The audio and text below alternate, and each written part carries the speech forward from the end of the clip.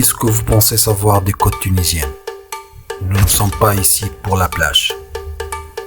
Nous sommes ici pour l'histoire secrète qui se cache sous vos pieds.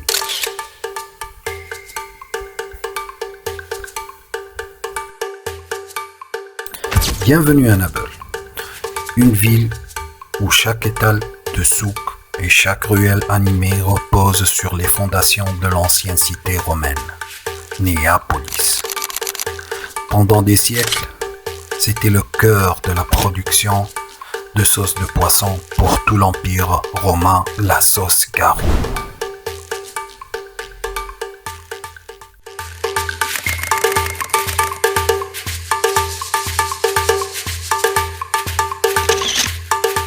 Dans cette vidéo, nous allons traverser 2500 ans en une seule journée. Nous allons soulever les couches de l'histoire, de l'imposante grande mosquée et de la magnifique architecture des maisons traditionnelles de la Médina.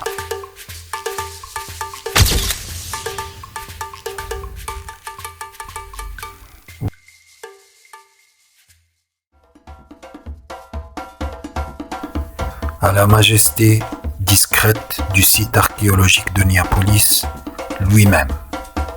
Découvrez les secrets de l'usine de Garum, l'usine perdue.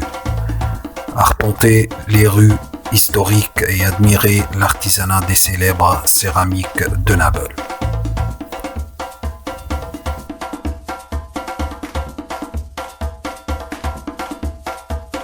Prêt pour une plongée totale au cœur de l'histoire et de l'âme du Gabon. Ne bougez pas. Votre exploration ultime des sites, des rues, de l'histoire de Néapolis commence maintenant.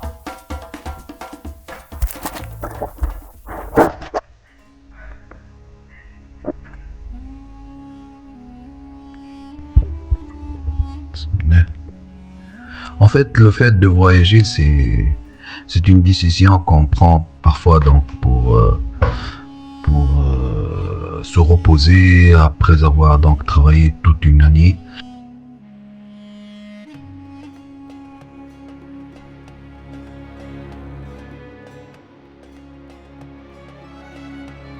Ça se fait d'une façon simple, planification simple, les destinations touristiques.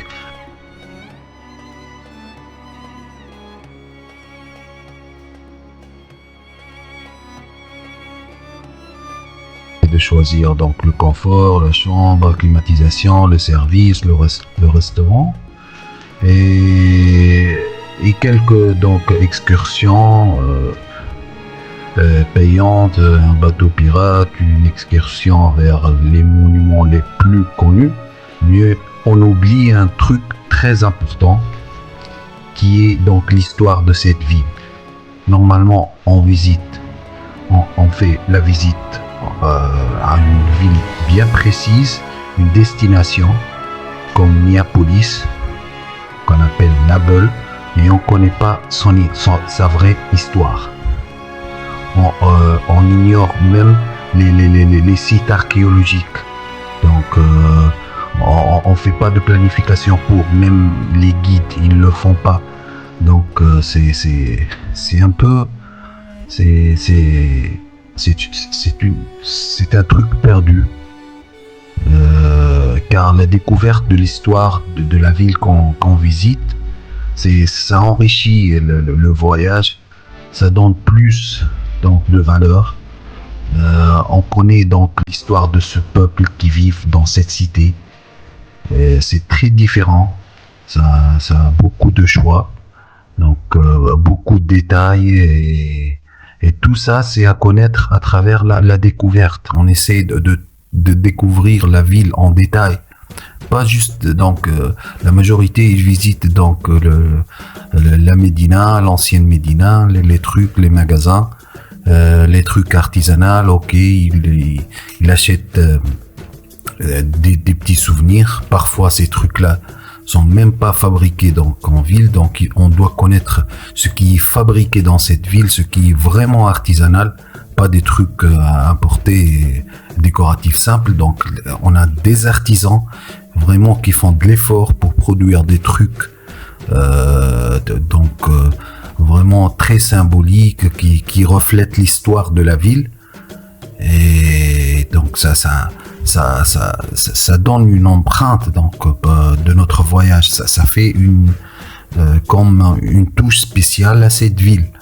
Donc Néapolis, vraiment, les gens qui visitent Néapolis, ils connaissent pas cette histoire donc de 2500 ans.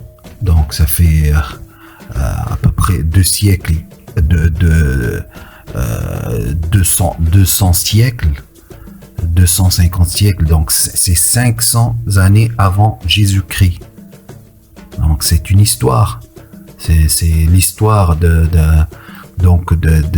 tout un peuple qui a immigré au Gabon. C'est originaire de Grèce, la Grèce ancienne. Donc ils ont immigré à cette cité, Naples. Ils l'ont construit, ils ont créé du commerce. C'est la même période de Carthage, c'est-à-dire la même période pendant laquelle Carthage, c'est le premier symbole du commerce international, avec le port, le grand port et tout ça. Néapolis, c'était la deuxième au niveau de l'économie, du commerce, de l'échange. C'était le premier producteur du garum. Donc c'est la sauce impériale. Elle est faite à travers avec du poisson salé et tout ça. Et les ruines de ces usines de salinisant, ils sont encore dans le site archéologique de Néapolis. Il y a des villas de sirènes, donc des villas des aristocrates, comment ils vivaient, donc le peuple dans cette période. Ils étaient des peuples artisans, des artisans, des commerçants. Donc il y avait beaucoup de richesses. Il y a des mosaïques qui prouvent ça dans le musée situé au centre-ville près de la Jarre. Donc beaucoup de gens ils sont pas informés de ça, et vraiment ça limite leur voyage. Donc vaut mieux avoir cette idée, chercher, découvrir la ville où on choisit de visiter. Donc la destination principale, on l'a choisi pas juste pour l'hôtel, pour le réconfort, pour le confort plutôt. Mais juste on l'a choisi pour son histoire. Et c'est bien de visiter plusieurs villes de Carthage, je vais dire la Tunisie qui est Carthage, et j'insiste bien sur le nom historique, car le nom, la Tunisie, c'est nouveau par rapport à Carthage, 3000 ans de civilisation. Et la Tunisie en général, elle a donc une histoire qui peut revenir à 10 000 ans, donc c'est avant Jésus-Christ. C'est l'histoire ancienne, l'histoire des Capsiens qui se situe à Gafsa, c'est Capsa. Donc c'était le centre de la préhistoire, l'homme primaire, après l'homo sapiens. Donc c'était l'ère des pierres, donc l'ère des pierres, la fin de l'ère des pierres. Donc c'était l'homme intelligent qui a commencé à utiliser les outils, les créer. C'est un homme chasseur, cueilleur. Il a commencé à bâtir donc des petites cabanes en bois et tout ça, et il creusait leurs maisons dans les roches, dans les montagnes, et tout ça, il y en a des traces, il en reste. Et après, ce sont les ancêtres des Amazirs, ce qu'on appelle les Berbères, mais la vraie appellation c'est Amazir, c'est pas du berbère, c'est Amazir. C'est les ancêtres des Capsiens. Et il y a beaucoup de traces des Amazirs. Il y a dans le nord, dans le sud, le Gabon, partout. Tu trouves des villes, ou bien ils sont enterrés, ou bien ils sont exposés, donc ils sont visibles dans les montagnes comme à Tataouine et beaucoup de cités. Donc si on choisit une destination,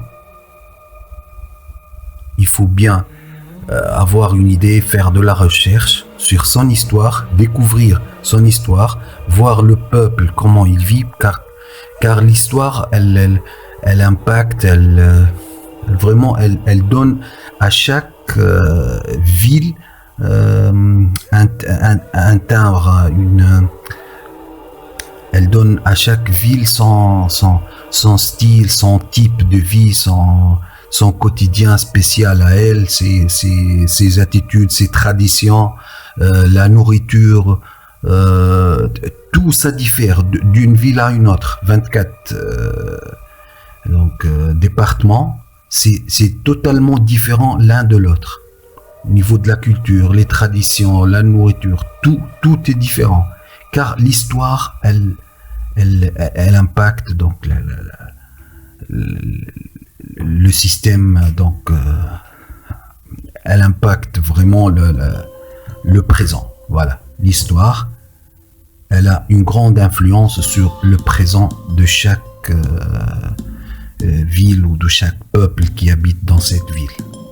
Donc vraiment, il faut faire de la recherche et donner plus de la valeur à son voyage. Et comme ça, donc, on peut avoir une idée sur les gens, leur histoire, leur mentalité, leurs traditions et pourquoi ils vivent et ils sont comme ça, ils pensent de cette façon. C'est l'histoire qui crée les peuples. Pour moi, le passé qui représente l'histoire, c'est le présent des peuples. Voilà. Et bon voyage à tous.